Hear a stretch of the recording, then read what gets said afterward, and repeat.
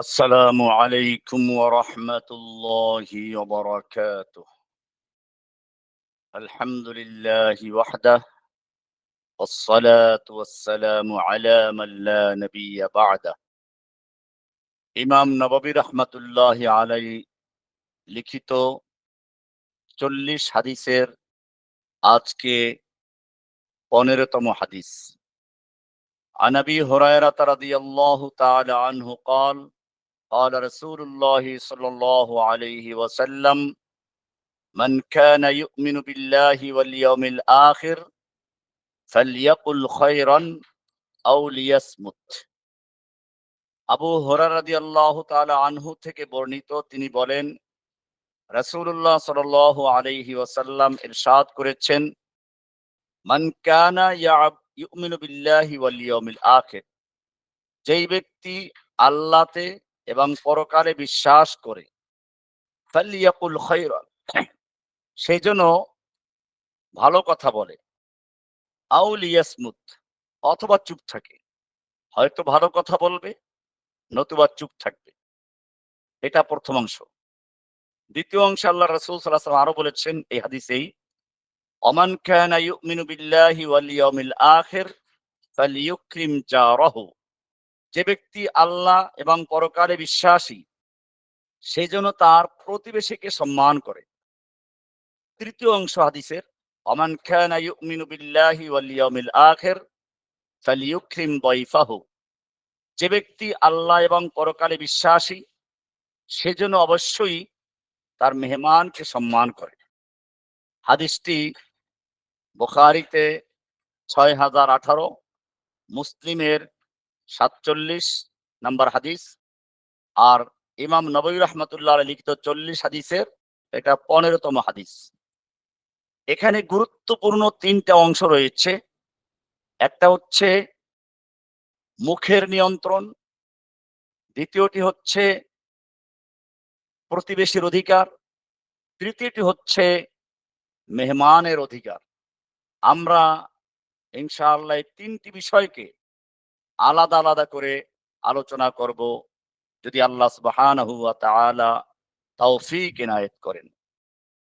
প্রথম বিষয়টি হচ্ছে, আল্লাহর রাসূল সাল্লাল্লাহু আলাইহি ওয়াসাল্লাম বলেছেন, যে ব্যক্তি আল্লাহ এবং পরকালে বিশ্বাস করে, সেজন্য হয়তো ভালো কথা বলে, নতুবা চুপ থাকে। এটা মূলত আমাদের মুখকে, জবানকে নিয়ন্ত্রণ করার একটি গুরুত্বপূর্ণ হাদিস। কোরআনে সূরা কফ 18 নম্বর আয়াতে আল্লাহ সুবহানাহু ওয়া তাআলা বলেন, মা ইয়ালফিযু মিন কওলিন ইল্লা লাদাইহি রাকীবুন আতীদ, মানুষ তার মুখ থেকে যে কোনো কথা উচ্চারণ করে, তালাফফুজ করে, ইল্লা লাদাইহি রাকীবুন আতীদ, তার কাছে একজন রকিব থাকেন। আতীদ, রকিবুন আতীদ, তার মানে হচ্ছে প্রত্যেকটা কথা লিপিবদ্ধ করে রাখা হয়, সংরক্ষিত রাখা হয়। এ কারণে ইমাম ইবনুল কাইয়িম জাওজি রাহমাতুল্লাহ আলাইহি বলেন, আল লিসানু তারজমানুল কলব, আল লিসানু তারজমানুল কলব, জবান হচ্ছে অন্তরের মুখপাত্র। ফাইন কানাল কলবু তাহিরান কানাল লিসানু তাইয়িবান, অন্তর যদি পবিত্র থাকে, তাহলে মুখটা ভালো কথা বের করে। এই কারণে মুখের গুরুত্ব অনেক বড়। কারণ হচ্ছে এই, আমরা দেখাবো আল্লাহর রাসূল সাল্লাল্লাহু আলাইহি ওয়াসাল্লাম বলেছেন যে, কে আছে এরকম যে জিহ্বাকে টেনে ধরে বলছেন, এই জিনিসটা নিয়ন্ত্রণ করার দায়িত্ব নেবে, আমি তার জন্য জান্নাতের দায়িত্ব নিব। সাহাবী প্রশ্ন করেন, ইয়া রাসূলুল্লাহ, আমাদের জিহ্বা দিয়ে যে কথাবার্তা বলি, সেজন্য কি আমাদেরকে জবাবদিহি করতে হবে? আল্লাহর রাসূল সাল্লাল্লাহু আলাইহি ওয়াসাল্লাম বললেন, ওয়া হাল ইয়াকুব্বুন নাসা আলা উজুহিহিম ইল্লা হাসাইদু আলসিনাতিহিম, মানুষকে যে জাহান্নামে উল্টা করে টেনে নিক্ষেপ করা হবে, সেটা কি তাদের জিহ্বার কর্তনকৃত ফসল ছাড়া অন্য কিছু? তার মানে জিহ্বা দিয়ে যে ফসল কর্তন করি আমরা, এটার কারণে আমাদেরকে জাহান্নামে যেতে হবে, উল্টো করে জাহান্নামে নিক্ষেপ করা হবে। এই কারণে বলা হয়েছে মুনাফিকদের মুনাফিকদের মুখ হচ্ছে সামনে, কলব হচ্ছে পিছনে। আর মুমিনের কলব আগে, মুখ পিছনে। তার মানে আগে চিন্তা করে তারপরে বলে। মুনাফিকরা আগে বলে তারপরে চিন্তা করে এবং পরে লজ্জা পায়। তাই এটা কেন বললাম? আর অপরদিকে মুমিনরা আগে চিন্তা করে তারপরে বলে। মানুষের মুখ একটা, কান দুটো। কাজেই একটা মুখ আর কান দুটো, এখানে ইঙ্গিত করা হচ্ছে তুমি যা বলবে শুনবে তার ডবল, আর যা শুনবে তার অর্ধেক বলবে। মুখের কথা এটা একটা সম্পর্ক ছিন্ন করতে পারে। মুখের কথার মাধ্যমেই বিয়ে হয়। একটা অপরিচিত মেয়ে আপনার জন্য হালাল হয়ে যায়। আবার মুখের কথার মাধ্যমে তালাক হয়ে যায়, হারাম হয়ে যায়। মুখের কথার এত ধার। এ কারণে কোন এক কবি বলেছেন, জারাহাতুস সিনানি লাহাল তিয়াম ওয়ালা ইয়ালতামু মা জারাহাল লিসান। তীর তরবারি দিয়ে যে আঘাত করা হয়, ছুরি দিয়ে যে আঘাত করা হয়, জখম হয়, আহত হয়, এটা সিলাই করলে, ঔষধ দিলে ভালো হয়ে যায়। কিন্তু জিহ্বা দিয়ে যদি জখম করা হয়, সেই জখম অন্তরে লাগে, এটা ঔষধ দিলে ভালো হয় না। সেই কারণে বলা হয়েছে মানুষের যে সমস্ত কারণে অন্তরটা মরে যায়, তার মধ্যে একটা হচ্ছে কাসরাতুল কালাম, অতি কথন। ৪টা রোগ আছে আত্মার রোগ: কাসরাতুল কালাম, কাসরাতুল নাউম, কাসরাতুল আকাল, কাসরাতুল মুখালাতা। বেশি খাওয়া, বেশি ঘুমানো, বেশি মানুষের সাথে মেলামেশা করা, আর হচ্ছে বেশি কথা বলা। অতি কথন, অতি খাওন, অতি ঘুমানো, আর অতি মেলামেশা। এগুলো আমি অন্য সময় ইনশাআল্লাহ বিস্তারিত আলোচনা করব বা করেছি, আবারও আলোচনা হবে। তো আজকের আলোচনা হচ্ছে হাদিসকে নিয়ে প্রথম অংশ।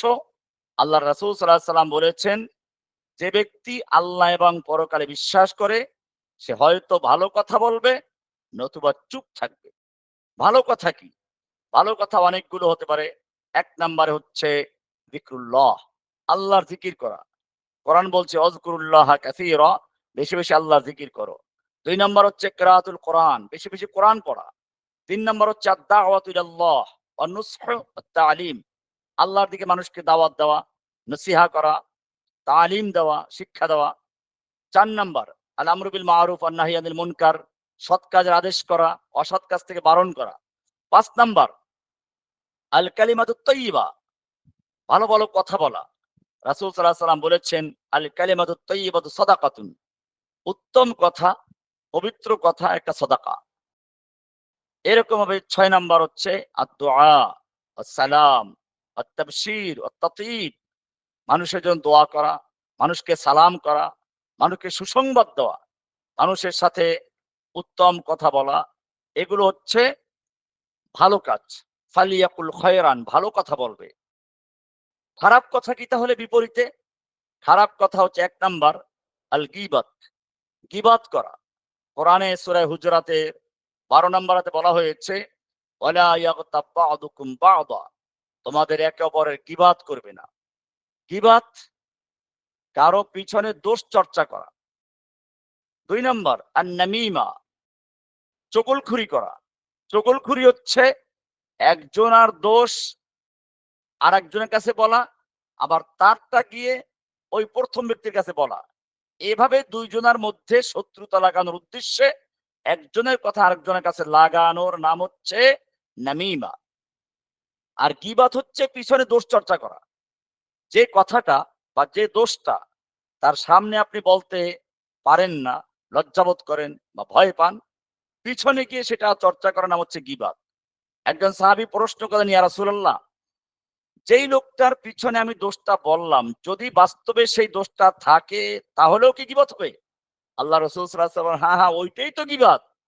অর্থাৎ তুমি তার যে দোষটা আলোচনা করেছো, এটা যদি তার ভিতরে থাকে এবং সেটা প্রচার করো, ওইটাই হচ্ছে গীবত। আর যদি তার ভিতরে সেই দোষটা না থাকে, তুমি মিথ্যা বলো, তাহলে তো ওটা গীবাত না, ওটা হচ্ছে অপবাদ। ফাকাত বাহাত্তা, ওটা বহতান। ওটা আলাদা নাম, বহতান, অপবাদ। তাহলে গীবাত হচ্ছে কারো ভেতরে কোনো দোষ বাস্তবেই আছে, ওইটা তার পিছনে বলার নাম হচ্ছে গীবাত। আর যদি ওই দোষটা না থাকে, আপনি বানাইয়ে বললেন, তাহলে ওটা হচ্ছে বহতান, অপবাদ। তাহলে অনেকে বলে আমি তার সামনেও বলতে পারবো এই দোষ তার ভিতর আছে। আরে ভাই, সামনে বলতে পারলে আপনি সামনে বলেন না কেন? পিছনে বলছেন কেন? সামনেই বলেন। এই গীবাত করা, চগলখড়ি করা এত মারাত্মক। আমি গল্প করতে গেলে অনেক সময় লেগে যাবে। তবু একটা গল্প করি। এটা আপনাদের জন্য অনেক গুরুত্বপূর্ণ সবক হয়ে যাবে। আগের যুগে বান্দি বেচা-কিনা হতো। তো একজন মালিক, তার একটা সুন্দরী যুবতী বান্দি, খুবই ভালো কাজকর্মে, সবকিছু আচার-ব্যবহার সব ভালো। কিন্তু তার একটা দোষ ছিল, চগলখড়ি করত। মানে এর দোষ ওর কাছে, ওর দোষ ওর কাছে। নামিমা বলে, যে নামিমা, নাম্মাম। তো বাজারে চিন্তা করে সে বিক্রি করে দিবে। কিন্তু লোকটা ভালো লোক, মালিক ভালো লোক। সে বাজারে যে কেউ এই বান্দিকে দেখে, ১ম দেখাই তাকে পছন্দ করে, কিনতে আসে। তো মালিক বলে, দেখুন আমার এই বান্দি দেখতে সুন্দর কিরকম তা তো আপনি দেখতেই পাচ্ছেন। এর কাজকর্ম আরো ভালো, আচার ব্যবহার আরো ভালো, আপনাকে মুগ্ধ করবে। কিন্তু একটা দোষ আছে, সেটা হচ্ছে সে চগলখড়ি করে। এই স্বামীর কাছে গিয়ে স্ত্রীর দোষ বলবে, স্ত্রীর কাছে স্বামীর দোষ বলবে, ভাইয়ের কাছে বোনের দোষ, বোনের কাছে ভাইয়ের দোষ, আত্মীয়র মধ্যে গন্ডগোল লাগাবে। এই কাজগুলো করে, আমি সেজন্য বিক্রি করে দিচ্ছি। এক লোক চিন্তা করলো, বান্দি ও আর কি করবে, কিনে নিয়ে ওর কাজকর্ম সে করবে, চগলখড়ি করে করবে নাকি? এই কারণে সে কিনে নিয়ে গেল। তো এই বান্দি সম্পর্কে তো বলাই হয়েছে যে তার আচার ব্যবহার কাজকর্ম সবই প্রশংসনীয়। সেভাবে সে পুরা সমাজটাকে, পরিবারটাকে সে হাত করে ফেলেছে। কিন্তু যার যে অভ্যাস, সেটা যায় না। আল্লাহ রাসূল সাল্লাল্লাহু আলাইহি ওয়াসাল্লাম বলেছেন, ইদা সামি'তা বিজাবালিন যালা আন মাকানিহি ফাসাদ্দিকুহু। যদি শোনো যে কোনো পাহাড় তার জায়গার থেকে সরে গেছে, বিশ্বাস করতে পারো। কিন্তু যদি শোনো কোনো মানুষ তার চরিত্র থেকে সরে গেছে, তার বিশ্বাস করো না। ওই যে চরিত্র থেকে সরে না। একদিন ওই বান্দি, ঘরের কর্তা পুরুষ যখন, স্বামী যখন ব্যবসা-বাণিজ্য বা অফিসে চলে গেছে, মহিলা একা বাড়িতে। তো মনক্ষুণ্ণ অবস্থায়, মর্মাহত, খুবই দুঃখিত, মহিলার কাছে গিয়ে বসলো। মহিলা বলল, কি ব্যাপার, তুমি এরকম আজকে, তার মনটা খারাপ কেন? মলিন চেহারা। বলল, মা, আপনি তো আমার মায়ের মতো। আমাকে আপনি হয়তো বিশ্বাস করবেন না। কিন্তু আজকে একটা ঘটনা আমি আপনাকে না বলে পারছি না। কারণ এখানে একটা গুরুত্বপূর্ণ বিষয় রয়েছে। আরে কি বলো? এত ভূমিকা দিচ্ছ কেন? বলো। বলে, মা শোনেন, আপনি যেই স্বামীকে এত ভালোবাসেন, যেই স্বামীর জন্য রাত-দিন কষ্ট করেন, ঘরে থাকেন, জানেন সে অফিসে একটা মেয়ের সাথে আ পরকীয়ায় লিপ্ত হয়েছে। এবং সম্পর্কটা এত গভীরে চলে গেছে, আজকেই তাদের বিয়ে হবে। আমি সেজন্য আপনাকে আজকে আর না বলে পারলাম না। আপনি তো বিশ্বাস করবেন না জানি, কিন্তু আজকেই বিয়েটা হবে। মহিলারা যদি শোনে তার স্বামী আরেকটা বিয়ে করতে যাচ্ছে, তো অবস্থাটা কি হয়? মহিলার মন খারাপ হয়ে গেল। তো এখন ওই মেয়ে বলল যে, দেখুন আপনার এত চিন্তা করার দরকার নেই। আমি এক হুজুরকে চিনি। উনি তাবিজ কবজে খুব পারদর্শী। আপনি যদি পারেন, আপনার স্বামী আজকে আসলে গলার কিছু দাড়ি নিবেন। কাটতে হবে ছুরি দিয়ে। এই কয়েকটা দাড়ি লাগবে। এটা দিয়ে সে একটা তাবিজ তৈরি করে দিবে। এই তাবিজ যদি আপনার স্বামীর বিছানার নিচে রেখে দেন, তাহলে আর ওই মেয়েকে সে চোখেও দেখতে পারবে না, বিয়ে তো দূরের কথা। মহিলা বলল, আচ্ছা ঠিক আছে, আর কি করা যায়? আজকেই কাজ করতে হবে। আমি আপনার স্বামীকে পাঠিয়ে দেই। আপনি এদিকে খাবার রেডি করেন, গোসলের পানি সাবান তৈরি রাখেন। দুপুরে খাওয়া-দাওয়া করার পরে যখন শুইবে, আপনি একটু ভালোভাবে বাতাস-টাতাস দিয়ে তাকে শোয়াই দিবেন, ঘুমাম পড়বেন। এরপরে আমাকে কয়েকটা দাড়ি ছুরি দিয়ে কেটে দিবেন। আচ্ছা যাও, যাও তাড়াতাড়ি যাও। দোকানে গিয়ে তোমার স্বামীকে তোমার চাচাকে পাঠাও। মেয়েটা দোকানে চলে গেল। গিয়া সেই একই ভঙ্গিমায় মুখ মলিন করে কাঁদো, কাঁদো ভাব। এবারে ওই স্বামী জিজ্ঞেস করলো, ব্যাপার কি? তোমার এই অবস্থা কেন? বলে, স্যার আপনি তো বিশ্বাস করবেন না, আমি আপনার নেমোখারামি করতে পারি না। আপনি যেই স্ত্রীকে তো ভালোবাসেন, মাথার ঘাম পায়ে ফেলে সারা দিন রাত কাজ করে যান, আর সেই স্ত্রী জানেন কি করে? সে একটা পরকীয়ায় লিপ্ত হয়েছে, একটা পুরুষকে ভালোবাসে। তাদের সম্পর্ক এত গভীরে চলে গেছে। আমি শুনেছি বেড়ার থেকে পর্দার আড়াল থেকে আপনাকে তারা হত্যা করার চক্রান্ত করছে। স্বামী বলল, ব্যাপারটা কি? আচ্ছা ঠিক আছে। স্যার বিশ্বাস তো করবেন না, আজকে আপনি একটু আগে যান। গিয়ে দেখবেন যে খাবার-দাবার সব রেডি আছে। আপনি গেলে দেখবেন যে গোসল-টোসল করার জন্য সব রেডি। আমি পরামর্শ করেছি, শুনেছি। তারা এই পরামর্শ করেছে, আপনি আজকে গেলে আপনাকে আগেই রান্না-বান্না করে রাখবে, গোসল করিয়ে তারপরে খাওয়াইয়া ঘুম পাড়াইয়া দুপুরে আপনাকে জবাই করবে। এইজন্য আমাকে পাঠিয়েছে এখানে। লোকটা চিন্তা করলো, আচ্ছা ঠিক আছে যাই। গিয়ে দেখে ঠিকই। অন্যদিন স্ত্রীর খবর না থাকলেও আজকে আগের থেকেই সাবান, গামছা, কাপড়-চোপড় নিয়ে রেডি। উনি গোসল করে গেলেন। গিয়ে দেখেন যে অন্যদিন খাবার তৈরি করতে ৩টা বেজে যায়। দুপুরে খাবার ৪টা বেজে যায়। আজকে দুপুরে খাবার টেবিলে রেডি করা। উনি বললেন মনে, মনে সবই তো মিলে যাচ্ছে। আচ্ছা ঠিক আছে। খাবার খেলেন। খাওয়ার পরে দেখলো স্ত্রী আজকে তাকে বাতাস দিচ্ছে, শরীর টিপে দিচ্ছে, মাথা টিপে দিচ্ছে। উনি মনে করলেন সবই তো মিলে যাচ্ছে। আচ্ছা ঠিক আছে। আমি একটু ঘুমের ভান করি। উনি ঘুমের ভান করে চোখ বন্ধ করে নাক টানা শুরু করলেন। সজাগ কিন্তু। দেখি কি হয় এরপরে। দেখে যেই না নাক টানা শুরু করলেন, আর স্ত্রী তার গলায় হাত দিল। সঙ্গে, সঙ্গে স্ত্রীর হাতটা খপ করে ধরে ফেলল। দেখে যে মা, কি তার হাতে একটা ছুরি, সাদা ধবধবে ছুরি। এখন তো আর ওই বান্দির কথা বিশ্বাস করতে কোনো আপত্তি নেই। চাক্ষুষ প্রমাণ। বিলম্ব না করে ওই ছুরি দিয়ে স্ত্রীকে জবাই করে দিল। জবাই করে দেওয়ার পরে সে চিন্তা করে, কামড়া করলাম কি? এই বান্দি সম্পর্কে তো আগেও আমাদের বলা ছিল, চগলখড়ি করে। এমন কিছু করলো কিনা? আমার প্রিয় স্ত্রীটা যে বিশ্বস্ত এতদিনের সম্পর্ক, আমি তো তাকে জিজ্ঞেস করতে পারতাম। জবাই করে ফেললাম। কান্না শুরু করে দিল। এই মেয়ে আর এখানে বসে নাই। সে সোজা চলে গেছে ওই মেয়ের বাপের বাড়িতে। মেয়ের ভাইদেরকে বলছে, তোমরা এখনো বসে আছো? তোমাদের দুলাভাই তোমাদের বোনকে জবাই করে দেখো কি কাণ্ড ঘটিয়েছে। তাড়াতাড়ি চলো। তো ওই মহিলার ভাইয়েরা এসে দেখে ঠিকই তো তাদের দুলাভাই তাদের বোনকে জবাই করে ছুরি হাতে নিয়ে বসে আছে। আর তারাও দেরি করে নাই। ওই ছুরি নিয়ে তারাও তাদের দুলাভাইকে বিসমিল্লাহ আল্লাহু আকবার জবাই করে দিয়েছে। কোরবানি করে দিয়েছে। এই যে একটা সংসার, একটা পুরো ধ্বংস হয়ে গেল। কিন্তু দুনিয়ার কোন মানুষ জানলো না কি রহস্য এখানে কাজ করেছে। একটা চগলখোর একটা পরিবারকে, একটা দেশকে ধ্বংস করতে পারে। সেজন্য আ যে জিনিসগুলো কোরআন চরমভাবে নিষেধ করেছে সেটা হচ্ছে গীবাত করা। কোরআন বলছে ওয়ালা ইয়াগতাব বা'দুকুম বা'দা। এরপরে বলেছে আল্লাহ রাসূল সাল্লাল্লাহু আলাইহি ওয়াসাল্লাম বলেছেন মুসলিম শরীফের সহিহ হাদিস, নামিমা সম্পর্কে, চগলখুরি সম্পর্কে, লা ইয়াদখুলুল জান্নাতা নাম্মামুন। চগলখোর জান্নাতে প্রবেশ করবে না। ৩ নম্বর হচ্ছে মিথ্যা কথা বলা। আল্লাহ রাসূল সাল্লাল্লাহু আলাইহি ওয়াসাল্লাম বলেছেন, আল কিযবু ইয়াহদি ইলাল ফুজুর। মিথ্যা মানুষকে পাপের দিকে নিয়ে যায়, গুনাহের দিকে নিয়ে যায়। ৪ নাম্বার আল ফুহশ ওয়াস-সিবাব। অশ্লীল কথা, গালিগালাজ করা, এগুলো আ নিষেধ করা হয়েছে। এরকম ভাবে আল কিল ওয়াল কাল ওয়া কাসরাতুস সুয়াল। বেশি, বেশি প্রশ্ন করা। এই যে কতগুলো লোক আছে বেহুদা প্রশ্ন করা, অযথা প্রশ্ন করা, এগুলো নিষেধ। আল কিল ওয়াল কাল। কোরআনে বলেছে যে ইয়া আইয়ুহাল্লাযীনা আমানু লা তাসআলু আন আশিয়াআ ইন তুবদা লাকুম তাসুকুম। এমন কোন বিষয় সম্পর্কে প্রশ্ন করো না যা উত্তর দিলে তোমাদের কষ্টের কারণ হবে। সেজন্য এগুলো হচ্ছে আ জিহ্বাকে হেফাজত করা ১ম যে কাজটা আল্লাহ রাসূল সাল্লাল্লাহু আলাইহি ওয়াসাল্লাম বলেছেন। আজকের যে হাদিস দাঁড় দেওয়া হচ্ছে, ১ম অংশ হচ্ছে যে ব্যক্তি মান কানা ইউমিনু বিল্লাহি ওয়াল ইয়াউমিল আখির, যে ব্যক্তি আল্লাহ এবং পরকালে বিশ্বাস করে, ফালিয়াকুল খায়রান, হয়তো সে ভালো কথা বলবে, আও লিয়াসমুত, অথবা চুপ থাকবে।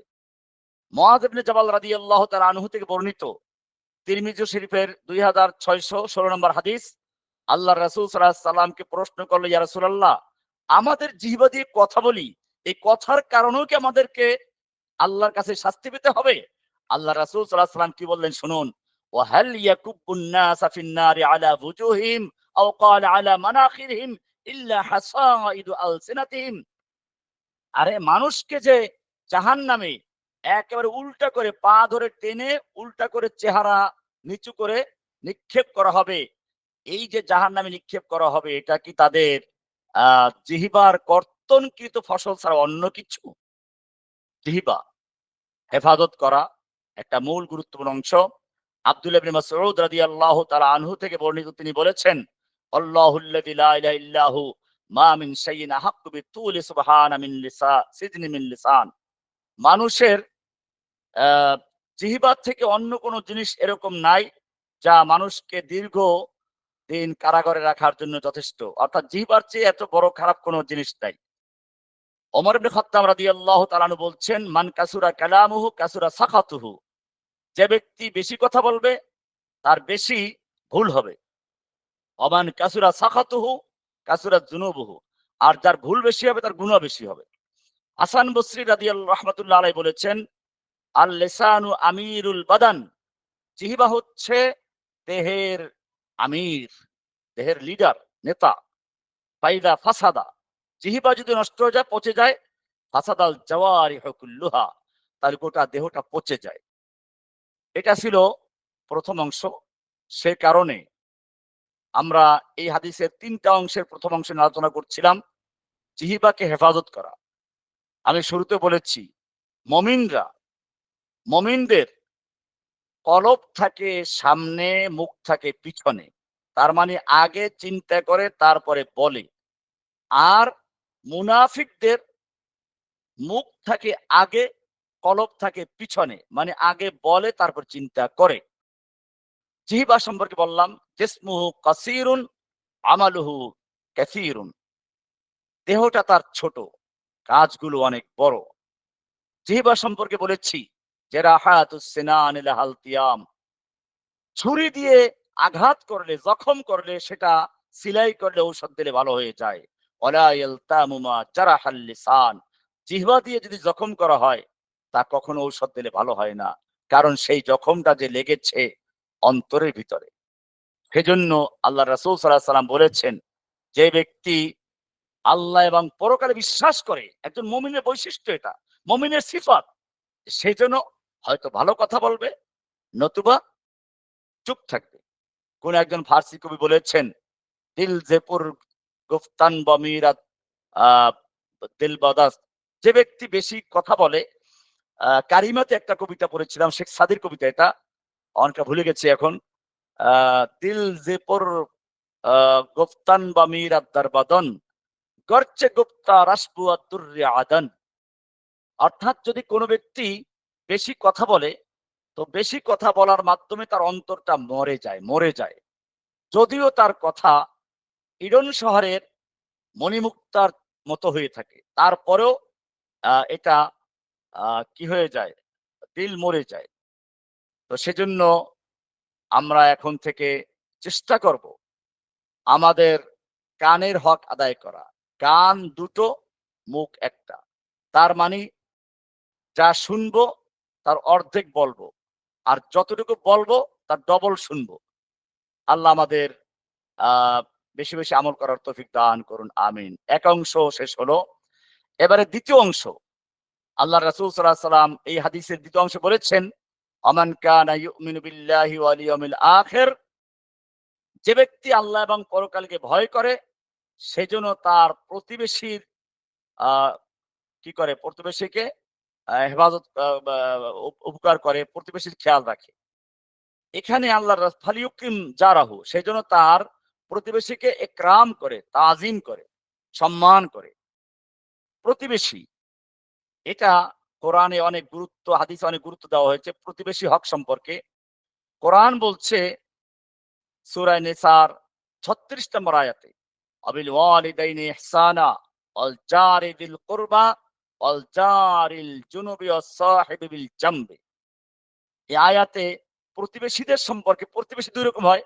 একটা হচ্ছে যিল কুরবা, আত্মীয়, আরেকটা হচ্ছে জারিল জামবে, অর্থাৎ প্রতিবেশী তবে আত্মীয় না। ২ রকম প্রতিবেশীকেই সম্মান করতে বলা হয়েছে। ইবনে আব্বাস রাদিয়াল্লাহু তাআলা আনহু বলেন, আল জার যবিল কুরবা আয়াল করিব ফিন নাসাব। যবিল কুরবা, জার বা প্রতিবেশী বলতে আত্মীয় যারা, তারা হচ্ছে বংশের থেকে রক্ত সম্পর্ক যাদের সঙ্গে আছে। অল জারিল জাম্ব আল বাঈদ আল গরীব, যারা আগন্তুক অথবা অনাত্মীয়, এরা হচ্ছে জারিল জাম্ব। আল্লাহ রাসূল সাল্লাল্লাহু আলাইহি ওয়াসাল্লাম এই প্রতিবেশী সম্পর্কে এত বেশি কথা বলতেন, বেশি ওসিয়ত করতেন। হযরতে সাহাবায়ে কেরাম বলতেন যে, মা জালা জিবরিল রাসূল সাল্লাল্লাহু আলাইহি ওয়াসাল্লাম বলেছেন, মা জালা জিবরিল ইউসিনি বিল জার হাত্তা যানানতু আন্নাহু সাইওয়ারিসুহু। বুখারী এবং মুসলিমের সহিহ হাদিস।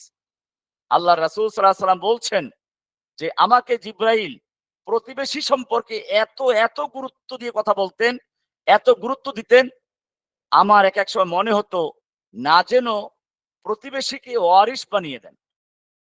এই কারণে আল্লাহর রাসূল সাল্লাল্লাহু আলাইহি ওয়াসাল্লাম বুখারী মুসলিম আরেক হাদিসে বলেছেন, মান কানা ইউমিনু বিল্লাহি ওয়াল ইয়াউমিল আখির ফালা ইউযি জারাহু। যে ব্যক্তি আল্লাহ এবং পরকালে বিশ্বাস করে, সে যেন তার প্রতিবেশীকে কষ্ট না দেয়। আরেক হাদিসে বলেছেন, ওয়াল্লাহি লা ইউমিন, ওয়াল্লাহি লা ইউমিন, ওয়াল্লাহি লা ইউমিন। আল্লাহর কসম সে মুমিন নয়, আল্লাহর কসম সে মুমিন নয়, আল্লাহর কসম সে মুমিন নয়। সাহাবায়ে কেরাম বললেন, ইয়া রাসূলুল্লাহ, কে মুমিন নয়? কার কথা বলছেন? ক্বালা লা আ লা ইয়ামানু জারুহু বাওয়াইকুহু। যে ব্যক্তির প্রতিবেশী তার অনিষ্ট থেকে, তার ক্ষতির থেকে, তার গাদ্দারি থেকে, বাওয়াইক আই শুরুরিহি ওয়া গাদারিহি, যার প্রতিবেশীরা তার অনিষ্ট এবং তার গাদ্দারি থেকে নিরাপদ নয়, তো সেই ব্যক্তি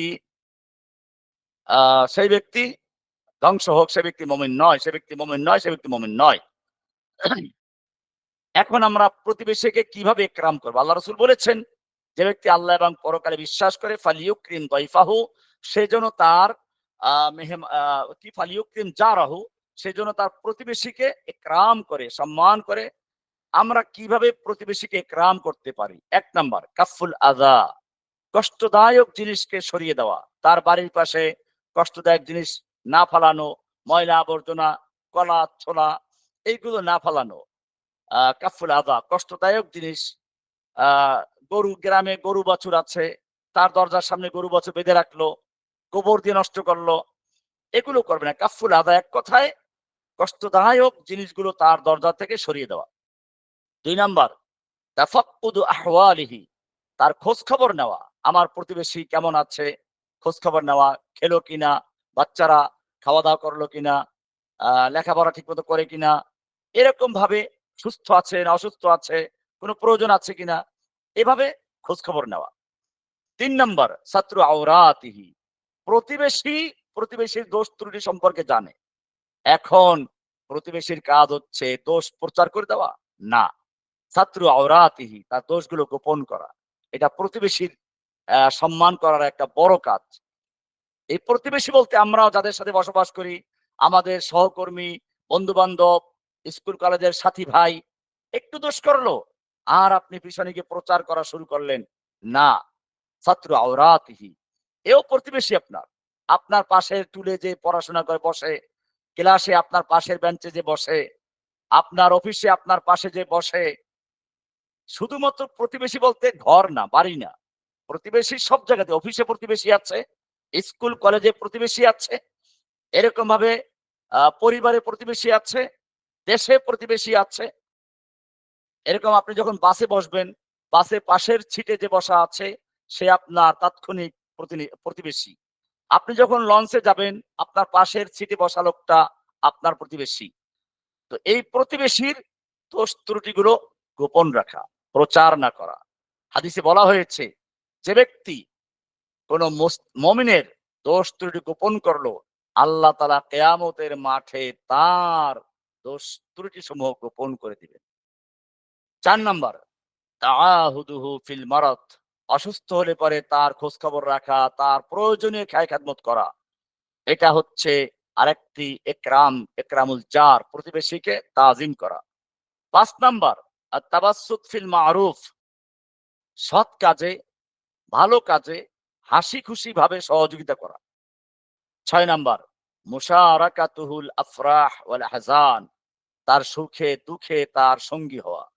বিবাহ, ভালো কোনো অনুষ্ঠান হয়, সেক্ষেত্রে তাকে সহযোগিতা করা। তবে অনুষ্ঠান বলতে এই গান বাজনা করা, এই এইগুলো না। গায়ে হলুদ দেওয়ার সময় মেয়েদের সাথে গড়াগড়ি করা, এরকম ভাবে খতনা করানোর সময় অনুষ্ঠান করা, গান বাজনা করা, যেগুলো আছে এইসব না। এটা হচ্ছে শরিয়াতে বৈধ যে সমস্ত আনন্দ ফুর্তি আছে, সেক্ষেত্রে তাদের সঙ্গী হওয়া, আবার তাদের দুঃখ কষ্টে তাদের সঙ্গী হওয়া। এগুলো হচ্ছে আ ইকরামুদ জার, প্রতিবেশীকে সম্মান করার অন্তর্ভুক্ত। অপরদিকে প্রতিবেশীকে কষ্ট দেওয়া বলতে কি বুঝায়? প্রতিবেশী কষ্ট দেওয়ার অর্থ হচ্ছে আল্লাহ রাসূল সাল্লাল্লাহু আলাইহি সাল্লাম বলেছেন, "মান আযা জারাহু হাররামাহুল্লাহু জাওয়ারাহু ফিল জান্নাহ।" আল্লাহ তাআলা ও আল্লাহ রাসূল সাল্লাল্লাহু আলাইহি সাল্লাম বলেন, "লা ইয়াদখুল জান্নাতা মান লা ইয়ামানু জারুহু বাওয়াইকাহু।" ওই ব্যক্তি জান্নাতে প্রবেশ করবে না যার প্রতিবেশী তার ক্ষতি থেকে, তার গাদারি থেকে, অনিষ্ট থেকে নিরাপদ নয়। আব্দুল্লাহ বিন মাসউদ রাদিয়াল্লাহু তাআলা বলেছেন, "মান আযা জারাহু, মান আযা জারাহু, যে ব্যক্তি তার প্রতিবেশীকে কষ্ট দিল, হাররামাহুল্লাহু জাওয়ারাহু ফিল জান্নাহ, আল্লাহ তাআলা জান্নাতে তাকে তার প্রতিবেশী বানানো হারাম করে দিয়েছেন।" ফুযাইল ইবনে আয়াজ একজন বড় সুফি বুজুর্গ ছিলেন। তিনি বলেছেন, "লাইসা হুসনুল জাওয়ারি কাফুল আযা, বালিস সবরু আলাল আযা।" সুন্দর কথা বলেছেন। লাইসা হুসনুল জাওয়ারি কাফুল আযা, প্রতিবেশীর সঙ্গে সুন্দর আচরণ বলতে এটা বোঝানো হয় নাই যে তাকে কষ্ট না দেওয়া। বরং প্রতিবেশীর সঙ্গে সৌন্দর্য বলতে বোঝানো হয়েছে প্রতিবেশীর কষ্টকে সবর করে মেনে নেওয়া। আমি আবার বলছি, প্রতিবেশীর সাথে সদাচরণ করা বলতে এটা নয় যে তাকে কষ্ট না দেওয়া। বরং প্রতিবেশীর সঙ্গে সদাচরণ হচ্ছে প্রতিবেশী কষ্ট দিলে সবর করা, তাকে কষ্ট না দেওয়া। সুফিয়ান সাউরি রাহমাতুল্লাহ বলেছেন, "ইদা রাআইতা জারাকা ফি বালাইন ফালা তুফরিহ বিহি ওয়ালা তুযহির আন্নাকা আফযাল মিনহু।" যখন তুমি তোমার কোন প্রতিবেশীকে কোন বিপদে দেখো, তুমি আনন্দ হইও না এবং তুমি এটা মনে করো না তুমি তার চেয়ে ভালো। হাসান বসরি রহমাতুল্লাহ বলেন, "আল জার ক্বাবলা দার ওয়ার রফিক ক্বাবলা তরিক।" আল জার ক্বাবলা দার, ঘরের চেয়ে প্রতিবেশী কাছে। তার মানে আপনি যখন বাইরে থেকে আসবেন, নিজের ঘরে ঢোকার আগে প্রথম পর্বে প্রতিবেশীর ঘরটা। আর রফিক ক্বাবলা তরিক, রাস্তায় বের হওয়ার আগে রাস্তার সঙ্গী আপনার আগে। তার মানে আপনি যখন সঙ্গী নিয়ে বের হন, সাথী সঙ্গী একজন বন্ধুকে নিয়ে বের হন, তো রাস্তায় অতিক্রম করবেন তার আগে তো আপনার সঙ্গী আপনার সঙ্গে আছে। এ গেল আমাদের দ্বিতীয় অংশ ছিল আজকে হাদিসের, যে ব্যক্তি আল্লাহ এবং পরকালে বিশ্বাস করে, মান কানা ইউমিনু বিল্লাহি ওয়াল ইয়াউমিল আখির ফালইউকরিম জারাহু, সেজন্য তার প্রতিবেশীকে সম্মান করে, তাজিম করে। আল্লাহ রাসূল সাল্লাল্লাহু আলাইহি সাল্লাম বলেছেন, যখন তোমরা গোশত পাকাও একটু ঝোল বাড়াইয়া দাও, যাতে করে তোমার প্রতিবেশীর জন্য কিছু দিতে পারো। আপনি যদি আপনার প্রতিবেশীর জন্য একটু খাবার পাঠান, একটু আ আ যেদিন আপনি ভালো মাংস পাকালেন তার বাসায় ঘ্রাণ চলে গেছে, ইলিশ মাছ পাকালেন ঘ্রাণটা তার বাচ্চাদের নাকে চলে গেছে। একটু মাংস, একটু আ ইলিশ মাছ ওই বাচ্চাদের জন্য ঘরে পাঠালেন, প্রতিবেশীর ঘরে পাঠালেন। আপনার এই প্রতিবেশী আপনার জন্য জীবন দিতে প্রস্তুত হবে। এটা ইসলামের সৌন্দর্য। আমরা যে ইসলামের সৌন্দর্যগুলো তুলে ধরতে পারতাম, তাহলে আজকে এই সমাজে আমাদের ইসলামোফোবিয়া যেটা, ইসলাম ভীতি যেটা, এটার মোকাবেলা আমরা করতে পারতাম। এবার এদেশের মানুষ ইসলাম কায়েমের জন্য সত্যিকার অর্থে তারা তৈরি হতো। কিন্তু আমরা ইসলামটাকে মানুষের সামনে তুলে ধরি নেগেটিভ ভাবে। প্রথমেই এমন কিছু বক্তব্য চলে আসে যা ভয় পেয়ে যায়। ইসলামের চোরের হাত কাটা, ধর্ষণ করলে পাথর ছুঁড়ে হত্যা করা। ঠিক আছে, এগুলো ইসলামের বিধান। কিন্তু এগুলোর মধ্যেও সৌন্দর্য আছে। ইসলাম এই চোরের হাত কাটতে বলেছে, কিন্তু উৎসাহিত করে নাই। অনেকগুলো হাত বাঁচানোর জন্য যদি ইসলামের একটা বিধান কার্যকর করা হয়, জনসমক্ষে একটা চোরের হাত কাটা হয়, তাহলে কমপক্ষে এই ঘটনা যারা দেখবে আর শুনবে জীবনে চুরি করার জন্য চেষ্টাও করবে না। আর চুরি করতে গিয়ে কোনো ভালো মানুষের হাত কাটবে না। ভালো মানুষের হাত বাঁচানোর জন্য এই ইসলাম এক চোরের হাত কাটতে বলা হয়েছে। ইসলামের ইতিহাস যদি পুরো তালাশ করা হয়, কয়টা চোরের হাত কেটেছেন? কয়টা ধর্ষককে পাথর চড়ে হত্যা করেছেন? কিন্তু ইসলামের আইন যদি বাস্তবায়ন করা হয় বেশি সময় লাগবে না। এজন্য আল্লাহ বলেছেন, ওয়ালাকুম ফিল কিসাসি হায়াতুন ইয়া উলিল আলবাব। কিসাসের মধ্যে রয়েছে হায়াত, জীবন। কিসাস, আ হায়াত। আজকে আমরা দেখলাম একটা লোককে কিভাবে এই ব্যস্ত ঢাকার শহরের মিটফোর এলাকা, যেখানে সবসময় লোক থাকে, একটা নিরপরাধ নিরীহ মানুষকে কিভাবে চাঁদার জন্য পাথর দিয়ে, বলক দিয়ে, ইট দিয়ে, কি বড় বড় পাথর দিয়ে মারলো! এটা দেখার মতো না। আমার চোখ দিয়ে পানি বের হয়েছে। সত্যি এই বাচ্চাগুলো যখন কথা বলছিল, এর স্ত্রী সন্তানরা যখন চোখ দিয়ে পানি ঝরাচ্ছিল, আমার কাছে মনে হলো, আল্লাহ, যেই জাহিলি যুগে মানুষেরা জীবন্ত কবর দিত, আমার মনে হয় তাদের মধ্যেও এরকম বর্বরতা ছিল না। মানুষ দেখছে, কেউ ফিরাচ্ছে না, কেউ ছবি তুলছে। কিন্তু মনে রাখবেন, এই ঘটনা যারা দেখেছে, যারা নীরব দর্শকের ভূমিকা পালন করেছে, কিয়ামতের মাঠে আল্লাহর কাছে জবাবদিহি করতে হবে। যদি জবাবদিহি করতে না চান, তাহলে এখনই সময় ইসলামী হুকুমত কায়েম করুন। এরপরে কিসাস বিল মিসাল, যে যাকে যেভাবে হত্যা করে, যদি জিনা ব্যভিচারের মাধ্যমে হত্যা না করে অন্য কোন উপায় হত্যা করে, ইমাম শাফি রহমাতুল্লাহ আলাইহি বলেছেন কিসাস বিল মিসাল নিতে হবে। হানাফি মাযহাবেও যদিও বলা হয়েছে কিসাস হয় শুধু তরবারি দিয়ে, কিন্তু তাজিরান, যদি রাষ্ট্রের প্রয়োজনে, মানুষকে সতর্ক করার জন্য প্রয়োজন হয়, তাহলে কিসাস বিল মিসাল নেওয়া জায়েজ আছে। যদি রাষ্ট্র মনে করে আজকে যদি ইসলামী হুকুমত কায়েম থাকতো, তাহলে এখানে সরাসরি আদালত বসিয়ে জনগণের সাক্ষী নিয়ে, চাক্ষুষ সাক্ষী সামনে আছে, এরপরে আমরা দেখব এই যারা খুন করেছে তারা ধরা পড়েছে, তাদের স্বীকারোক্তি আছে। এজন্য মাসকে মাস, বছরকে বছর নয়, আদালত বসিয়ে, গণ আদালত কায়েম করে জনগণের সামনে ও যেরকম ভাবে নির্মম ভাবে হত্যা করেছে, পাথর দিয়ে বারবার আক্রমণ করেছে, বলক দিয়ে বারবার তার মাথার উপরে, তার বুকের উপরে নৃত্য করেছে, ওকেও জনসমক্ষে এরকম যদি করা হতো, জীবনে সেই ঘটনা তারা দেখতো আর শুনতো, এরকম নির্মম হত্যা করার আর সাহস পেত না। আজকে চাঁদাবাজি, এটা বাংলাদেশের রন্ধ্রে রন্ধ্রে ঢুকে আছে, স্বীকার করুক বা নাই করুক, প্রত্যেকটা এলাকায় চাঁদাবাজের সংঘবদ্ধ দল রয়েছে। কেউ মুখ খুলে না, কারণ কে মুখ খুলবে, কে আবার বিপদে পড়বে। সেজন্য আসুন ইসলামের এই সৌন্দর্যগুলোকে আমরা তুলে ধরি। আমি আলোচনা পেশ করছিলাম, আজকের আলোচ্য হাদিসের দ্বিতীয় অংশ শেষ করেছি। ৩ নম্বর অংশ, দ্বিতীয় অংশে এটা বললাম এই জন্য, এরাও প্রতিবেশী, যারা তাদের সামনে তাদের প্রতিবেশীকে, এখানে ব্যবসায়ীরা ছিল, দোকানদাররা ছিল, এলাকার বাসিন্দারা ছিল, তারা যদি সকলে মিলে এই গুটি কয়েক লোককে ঘাও করে ফেলতো এবং তাদেরকে চরমভাবে শিক্ষা দিয়ে দিত, তাহলে আর এই ঘটনার পুনরাবৃত্তি ঘটতো না। কিন্তু সকলেই নীরব দর্শকের ভূমিকা পালন করেছে।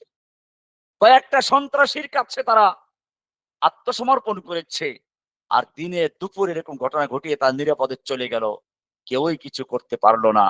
এটা প্রতিবেশীর হক নয়। কিয়ামতের মাঠে এই প্রতিবেশী গিয়ে ওই এলাকার লোকদের বিরুদ্ধে মামলা দায়ের করবে যে, আল্লাহ, আমি তো এদের প্রতিবেশী ছিলাম, তুমি তো প্রতিবেশীর গুরুত্ব দিয়েছো কোরআনে হাদিসে, কই এরা তো আমার কোনো খবর রাখে নাই। আপনি কি জবাব দিবেন? কিয়ামতের মাঠে যদি ওই সোহাগের বাচ্চাগুলো গিয়ে হাজির হয় আল্লাহর কাছে, বলে, আল্লাহ, আমার আব্বাকে এই লোকগুলোর সামনে এরকম ভাবে পাথর দিয়ে, পলক দিয়ে হত্যা করছিল, আর তার বুকে চড়ে নৃত্য করছিল, উল্লাস করছিল, আর এই লোকগুলো কেবল নীরব দর্শকের ভূমিকা পালন করছিল। কি জবাব দিবেন সেদিন কিয়ামতের মাঠে? তৈরি করে রাখুন।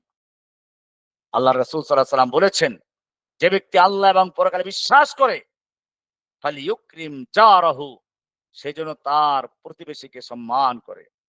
এবারে ৩ নম্বর অংশ। আল্লাহ রাসূল সাল্লাল্লাহু আলাইহি ওয়াসাল্লাম বলেছেন, ওমান কানা ইউমিনু বিল্লাহি ওয়াল ইয়াউমিল আখির ফালিয়ুকরিম দাইফাহু। যে ব্যক্তি আল্লাহ এবং পরকালে বিশ্বাস করে সে যেন তার মেহমানকে সম্মান করে। মেহমান, এখানে মেহমান বলতে কি বোঝানো হয়েছে? এই মেহমান বলতে শুধু নিকটাত্মীয় না। আরব দেশে এক দেশ থেকে আরেক দেশের লোকেরা সফর করত।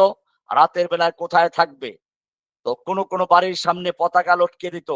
কোন বাড়ির সামনে আগুন জ্বালিয়ে রাখতো রাতের বেলায়। দূর থেকে পথিকরা দেখে মনে করতো এই বাড়িতে গেলে পরে মেহমানদারি পাওয়া যাবে, খাওয়ান পাওয়া যাবে। উট জবাই করে খাওয়াতো, গরু জবাই করে খাওয়াতো, ছাগল জবাই করে খাওয়াতো। হাতেম তাইর নাম আপনারা শুনেছেন। উনি ঐরকম মেহমানদারি করতেন।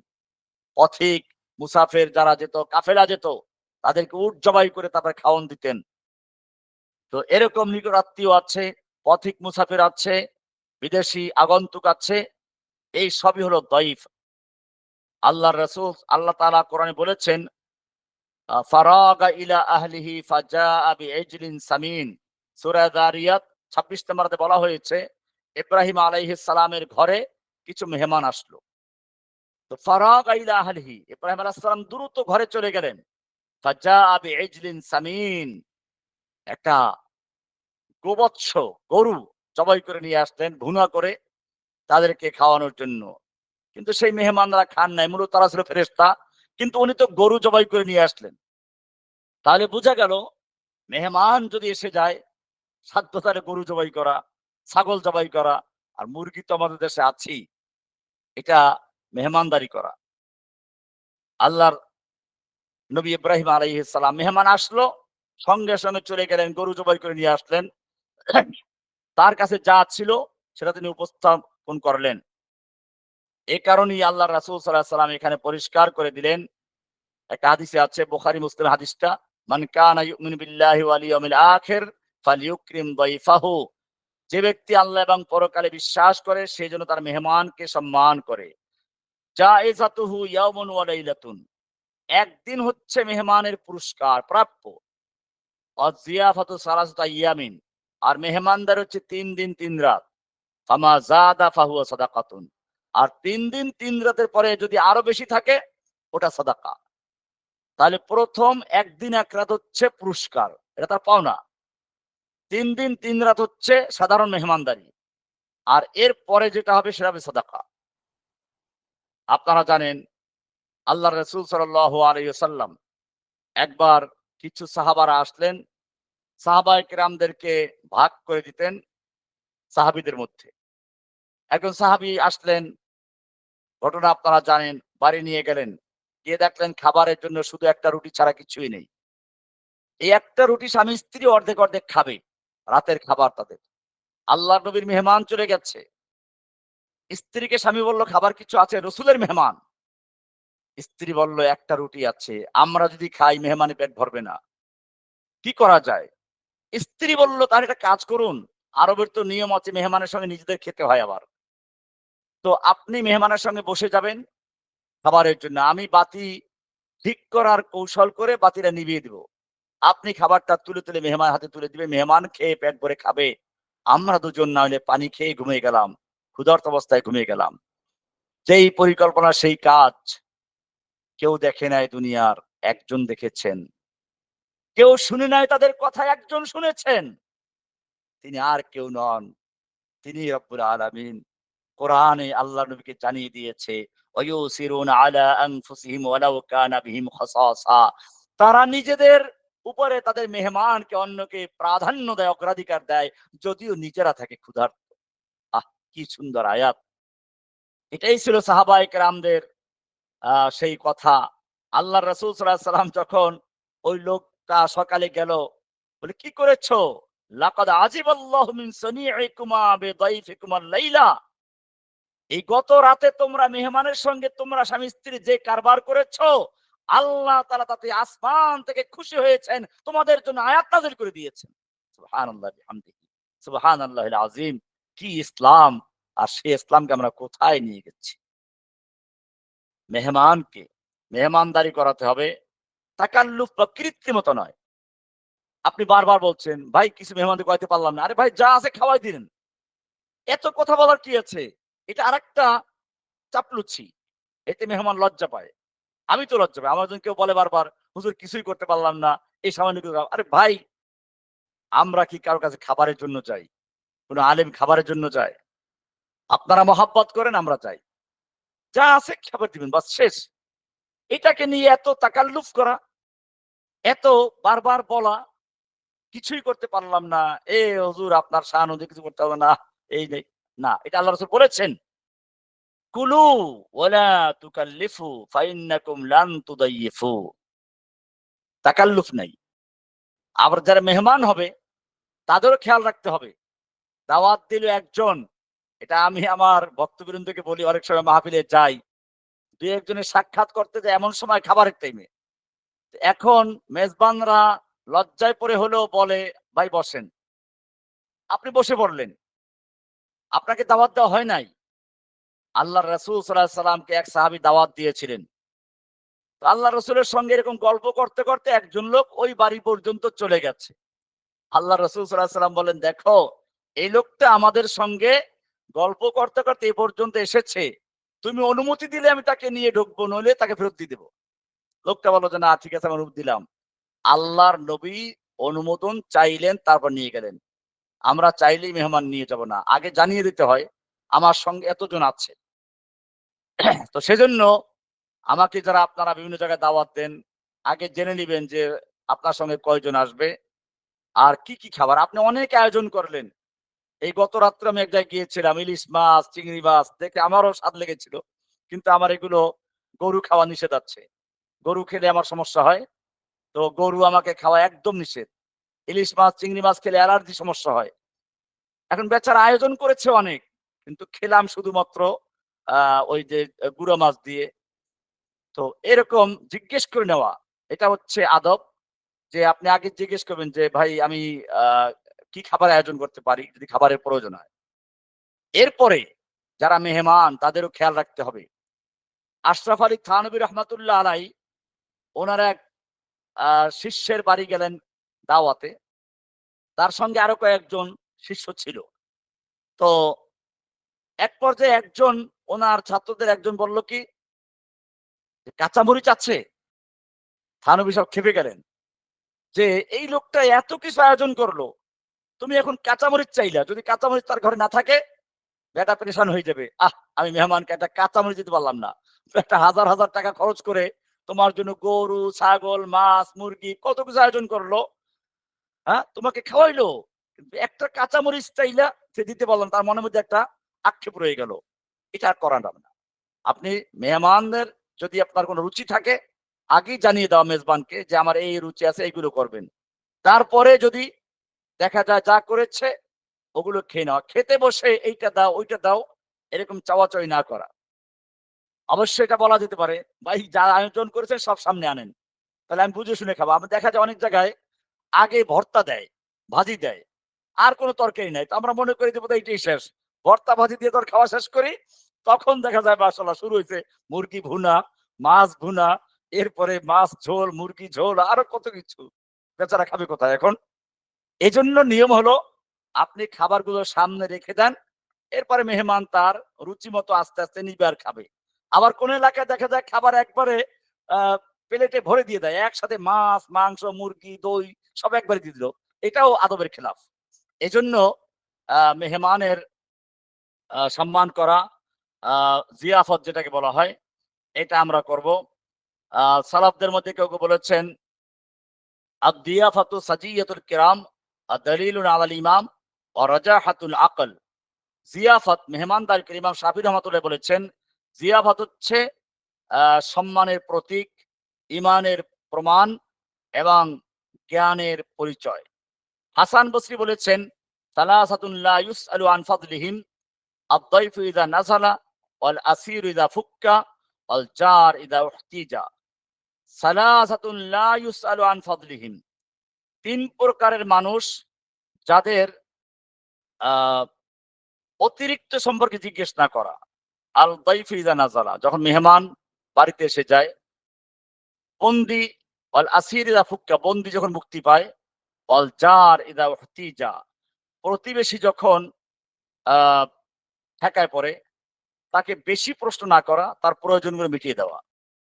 তো এরপরে আমরা দেখি ইবনে রজব হাম্বলী রাহমাতুল্লাহ বলেছেন, জাআলা নবী সাল্লাল্লাহু আলাইহি ওয়াসাল্লাম হাযিহিল খিসাল আস-সালাসা মিন আলামাতিল ঈমানিল হাকিকি। এই হাদিসে ৩টা বিষয় আলোচনা হয়েছে। ১ নাম্বার হচ্ছে, যে ব্যক্তি আল্লাহ এবং পরকালে বিশ্বাস করে সে হয়তো ভালো কথা বলবে নতুবা চুপ থাকবে। এ একটা। অর্থাৎ জবতুল লিসান, মুখ নিয়ন্ত্রণ করা, জিহ্বাকে নিয়ন্ত্রণ করা। ২ নাম্বার বললেন, যে ব্যক্তি আল্লাহ এবং পরকালে বিশ্বাস করে সে যেন তার প্রতিবেশীকে সম্মান করে, ফালিয়ুকরিম জারাহু, প্রতিবেশীকে সম্মান করে। ইকরামুল জার। ৩ নাম্বার হচ্ছে ইকরামুদ দাইফ, মেহমানকে সম্মান করা। আল্লাহ রাসূল বলেছেন, যে ব্যক্তি আল্লাহ এবং পরকালে বিশ্বাস করে সে যেন মেহমানকে সম্মান করে। এই ৩টা বৈশিষ্ট্যকে ইমাম ইবনে রজব হাম্বলী রাহমাতুল্লাহ বলেছেন, ফামান জামাআহা, যে ব্যক্তি এই ৩টা জিনিসকে নিজের মধ্যে একত্র করতে পেরেছে, ইস্তাকমালা খিসাল আল খায়রিজ যাহিরা ওয়া কানা আলা তরিকিন নাজাত, সে বাহ্যিকভাবে যত উত্তম চরিত্র আছে সবগুলো নিজের মধ্যে জমা করলো এবং সে নাজাতের পথে চলতে লাগলো। আল্লাহ সুবহানাহু ওয়া তাআলা আমাদের সকলকে এই হাদিসের ভিতরে যে কয়টা বিষয় উল্লেখ করেছেন, ৩টা বিষয়: জবানকে নিয়ন্ত্রণ করা, প্রতিবেশীর সম্মান করা এবং মেহমানের সম্মান করা। আল্লাহ সুবহানাহু ওয়া তাআলা আমাদের সকলকে এই ৩টা বিষয়কে আমল করার তৌফিক দান করুন। আমিন। ওয়া সাল্লাল্লাহু তাআলা আলা নবিয়িনা মুহাম্মদ ওয়া আলা আলিহি ওয়া সাহবিহি আজমাইন।